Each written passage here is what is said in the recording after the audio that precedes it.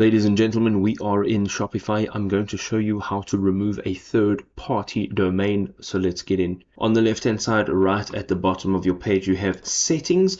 And in here, you're going to look through this menu on the left-hand side and search for domains. Once you've opened this, you can see multiple domains. Now, currently, this domain is my primary domain.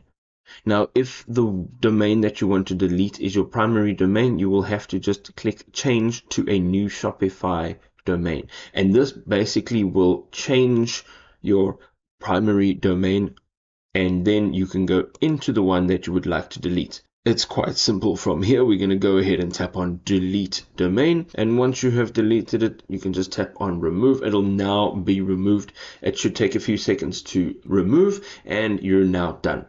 If this was a helpful guide, show your support so that we can continue making awesome videos, and we'll see you next time. Peace.